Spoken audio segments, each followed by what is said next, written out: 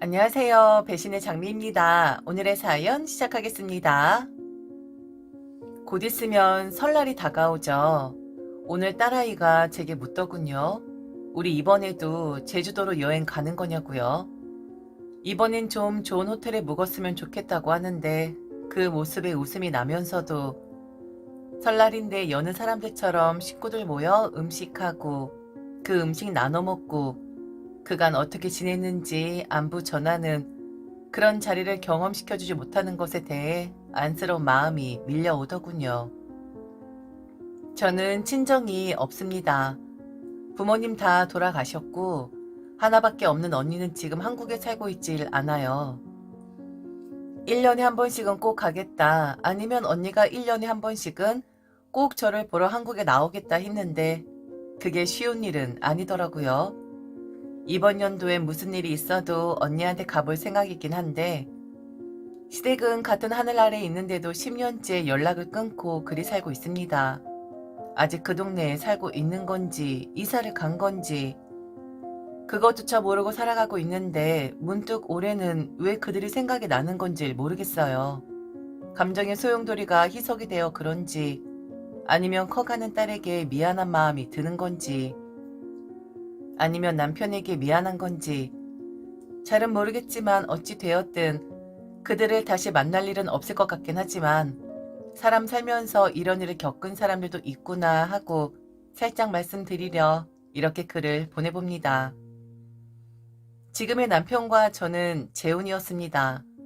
남편도 분명 저와 재혼이긴 했으나 혼인신고를 하지 않았던 관계로 시댁 사람들은 부단히도 남편은 초혼이라고 우기곤 했었죠. 남편이 저에 대해 이야기를 하고 나는 이 여자와 결혼을 하고 싶다 라고 시댁 사람들에게 알렸을 때 가장 많이 반대를 했었던 사람은 다름 아닌 신우이란 사람이라고 들었었어요.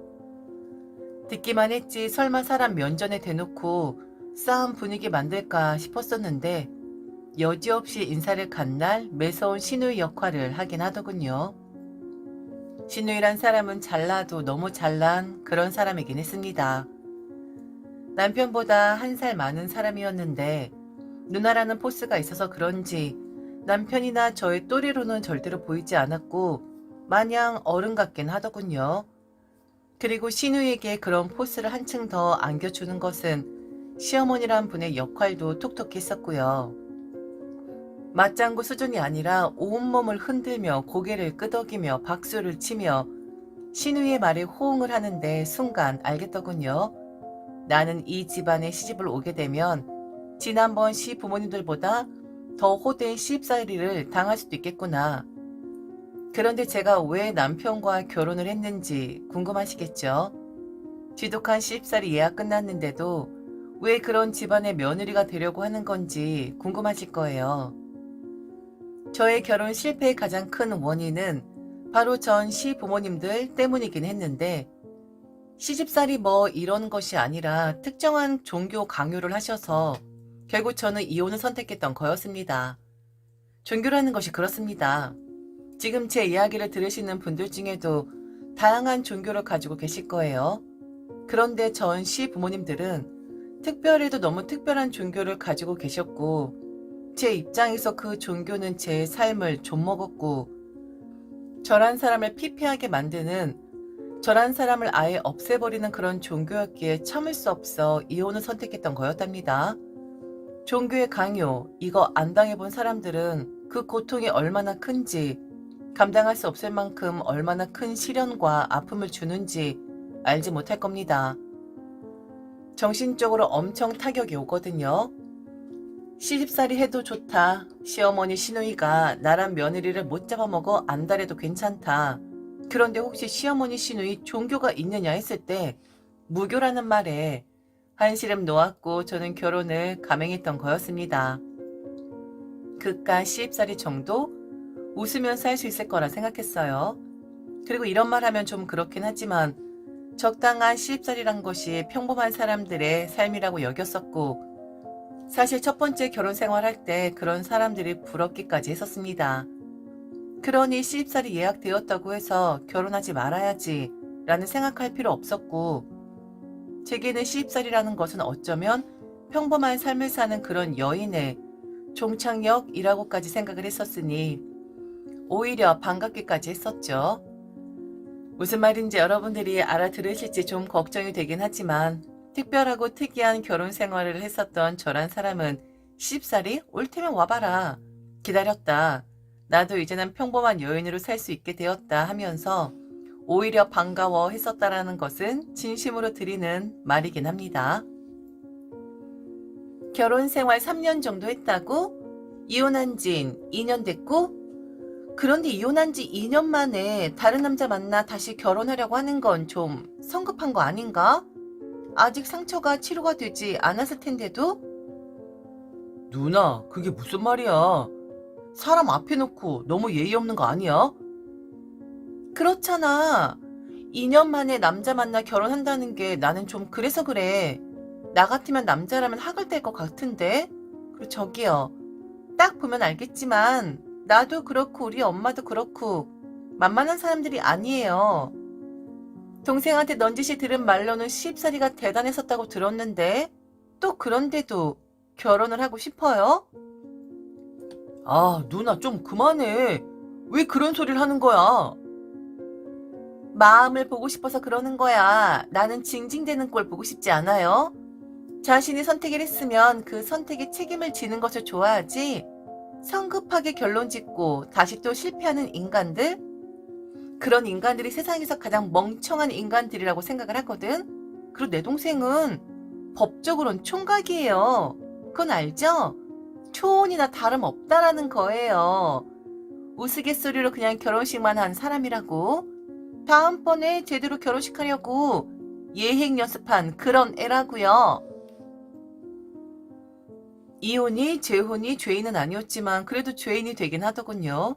그날 신우이란 사람은 똑 부러지는 이야기를 했고 신우이의 말에 남편은 안절부절 못했고 나중에 살짝 언성이 높아지긴 했지만 그 모습마저도 저는 좋았습니다. 평범한 사람들 같았으니까요. 영혼이 어쩌고 너의 육체를 그분께 바쳐야 한다느니 하는 그런 소리가 아니라 아주 평범한 남동생을 사랑하는 기센 누나로서 충분히 할 수 있는 이야기라고 여겨졌거든요. 곱지 않은 시선 분명했지만 그런 시선들도 다 즐기면서 저희는 결혼을 했습니다. 그리고 결혼한 지 얼마 안 되어 저는 아이를 가지게 되었죠. 입덧이 심한 편이라 고생을 조금 하긴 했지만 행복했습니다.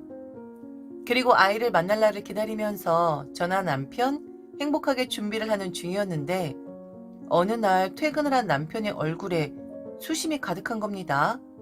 오늘 잠시 시어머니가 불러서 집에 다녀왔는데 좀 이상하다고 하면서요. 임신을 하고 몸이 힘들어 시댁엔 거의 발걸음을 하진 않았었고 그리고 시어머니와 시누이 또한 제가 임신을 했다고 하자 시집살이 이겨낼 수 있겠느냐라고 큰소리치던 사람들이 아무런 행동도 하지 않았었거든요. 그냥 저를 가만히 두는 그런 사람들이었거든요. 그런데 남편이 희한한 소리를 하는 겁니다. 시누이가 지금 현재 임신을 한 상태이고 시기는 저와 거의 비슷한 것 같다고 하더라고요. 그러고 보니 임신 기간 동안 좀 이상하긴 했었는데 시간이 되어 식사를 하자 아니면 시댁에 가겠다 할 때마다 극구 시어머니가 말리곤 했었거든요. 오지 말라고. 몸도 무겁고 입덧도 심하다고 하는데 누굴 괴롭히려고 하는 것이냐고. 그리 말씀을 하시길래 그냥 저는 좋은 마음인데 좋지 않은 말로 하시는 양반이구나 싶었는데 거의 비슷한 시기에 시누이가 임신을 했고 시어머니와 시누이는 그걸 숨기려고 시댁 방문을 꺼려한 거구나 싶더라고요. 그도 그럴 것이 저희 시누이는 결혼을 한 사람이 아니랍니다. 남자친구의 존재 유무조차도 확인이 된 바 없는 사람이었는데 임신이라니? 그리고 그렇게 잘난 사람이? 그렇게 똑똑한 사람이? 그리고 숨기려고 하는 의도도 좀 이상하잖아요? 남자가 있어서 임신을 했으면 그게 요즘 흠도 아니고 결혼을 하면 되는 것인데 이제 티가 나니까 어쩔 수 없이 실토를 하는 그런 느낌이었거든요.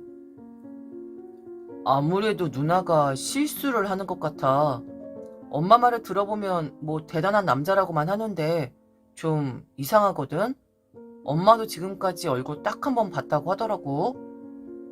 너무 대단한 사람이라서 혹시 그 사람이 집에 왔을 때 우리가 만날까봐 그동안 집에도 오지 말라고 한 거라고 하더라고. 그게 무슨 말이야? 얼마나 대단한 사람이길래. 그리고 형님이 아이를 가졌으면 그냥 결혼을 하면 되는 건데 왜 결혼은 안 하고 있는 거야? 그게 이상하다라는 거야. 말을 돌려서 하기는 하는데 누나가 아무래도 뭐 임신한 사람한테 이런 말 하면 좀 그렇지만 내연녀가 된 듯해. 누나가 무슨 일이지? 뭐 정리를 하고 누나한테 온다고 했다라고 하는 말 들어보면 딱 그런 감인데. 모르겠다. 그냥 모른 척하라고 하는데 이걸 어떻게 모른 척을 할 수가 있어. 안 그래? 모른 척을 했으면 한다라는 시어머니 말이 있었으니 저는 계속 모른 척을 하는 게 낫다 판단을 했고, 그리고 높은 도덕성을 요구하는 사람은 아니지만 옳고 그른 것을 판단할 줄 아는 나이였기에, 게다가 임신한 상태였기에 그런 부도덕한 이야기에 귀를 기울이고 싶진 않더라고요. 저는 제 아이를 기다리고 있었으니까요. 그렇게 저는 출산을 했고 제 출산일과 비슷하게 시누이도 출산을 했다라는 소식을 듣게 되었죠. 어떻게 돌아가는지 궁금하긴 했지만 저도 몸조리하고 아이 돌보느라 정신이 없었고 굳이 제게 연락해서 이런저런 이야기를 하지 않길래 계속 모른 척하기를 바라나 싶었었습니다. 그리고 점점 다가오는 아이의 돌잔치를 어찌 치러야 할까, 어떻게 축하 파티를 해줘야 우리 부부도 행복하고 아이도 행복할까 고심을 할 때쯤 시어머니가 저희 집을 방문하시게 되죠. 임신하고 출산하고 아이의 돌잔치를 생각해야 하는 시기가 오는 동안 시어머니의 얼굴을 본 건 한 3번 정도로 축약이 되는 듯 합니다. 그 정도로 시어머니 얼굴 보기가 하늘의 별따기였었는데 직접 집으로 찾아오신 거였어요. 아무 연락 없이 말이죠. 돌잔치 준비하고 있다고 들었다. 너한테는 말한 적 없지만 뭐 알고는 있겠지? 우리 딸도 잘 출산했어. 아주 귀엽고 사랑스러운 손녀를 낳았단다. 네, 어머니. 오랜만에 얼굴 뵙네요. 그래, 거두절미하고 돌잔치 할 때 우리 딸 손녀를 데리고 가도록 해라. 네 딸은 내가 잠시 시터에게 맡기도록 할게. 네? 아니 어머니 그게 무슨 말씀이세요? 아들이 대략 이야기는 했지. 우리 딸이 지금 좀 난처한 상황에 있어. 아이를 낳았지만 지금 환영을 못 받고 있다. 물론 사람 사서 돌잔치 해도 돼. 하지만 자연스러운 증거사진이 필요해. 그러니 그날 우리 딸 손녀를 데리고 가서 돌잔치에 참석하도록 해라. 어머니. 아니 재혼한 사람이면서 뭐 자랑할 게 있다고. 그냥 내 말대로 해. 자세하게 말을 해줄 순 없지만 그 사진 한 장으로 네 시누이 인생이 바뀔 수 있다. 그러니 그날 우리 손녀를 돌잔치에 참석시키고 사진 많이 찍도록 하자.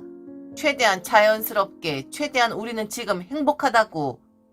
그리고 우리 아들 친구들이 좀 잘났니? 멋들어지게 사진 나올 거다. 그 말 하려고 온 거야. 세상엔 막장 같은 일이 엄청 많이 일어납니다. 드라마보다 더 심각한 일들이 우리 일상에서 일어나고 있고 그 이야기 뒷면엔 말 못할 사정들도 있는 법이죠. 제 딸아이 돌잔치를 준비하는 게 아니라 시누이 딸 돌잔치를 준비하라는 것이었고, 이미 시누이 딸 돌 사진도 다 찍어 두었으니 TP도 그 사진으로 하고 그날 제 딸은 시누이 시터에게 맡기자는 소리였습니다. 아마 드라마에서도 이런 생각은 못할 것 같아요. 귀로 제가 들으면서도 믿을 수가 없는 그런 이야기였으니까요. 한창 시어머니와 저는 대치 상황에 있었고 시어머니는 자세히 말할 수 없지만 다 좋은 일이라고, 그냥 돌잔치 현장 사진으로 모든 상황이 바뀔 수 있는 것이라고만 말했고, 그리고 제가 대답을 주저하자 재혼한 주제에 초혼도 아니면서 뭐 그리 자랑이라고 아이 얼굴을 노출하려고 하는 거냐 하더군요. 그냥 제 아이 돌잔치는 식구들끼리 좋은 식당 잡아서 하면 되는 것이니 우선은 시누이 상황 먼저 해결하자 억지를 부렸습니다. 저는 말을 잘 못하는 그런 여자입니다. 참는 대회가 있으면 단언하건대 아마 상위에 링크될 그런 사람이긴 합니다. 그런데 저건 말이 너무 안 되잖아요. 아무리 시어머니라고 해도, 아무리 시누이 사정이 있다 해도 들어줄 말이 있고 거절을 해야 하는 일이 있는 거잖아요.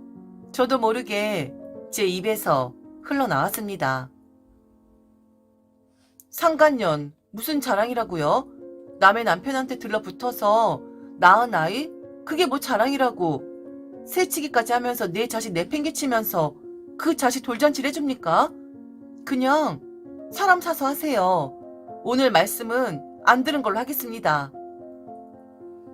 철썩 뺨이 얼얼했습니다. 시어머니가 제 뺨을 치셨거든요. 그 순간이 너무 천천히 가는 듯 했고, 그리고 엄마라는 남편의 목소리가 들렸습니다. 울부짖으면서 남편에게 시어머니가 한 어마어마한 이야기를 했고, 그 순한 남편은 시어머니에게 나가라고 소리를 치더군요. 다시는 보지 않을 것이라고. 창피한 것도 모르고 무슨 꿍꿍이냐고. 내가 왜 첫 번째 결혼을 실패했는지 보지 않았었냐고. 그런데 지금 남의 가정 파탄내는 것도 모자라 이제는 내 부부마저 파탄내려고 하는 것이냐고. 그냥 조용히 애나 키우라고 해요.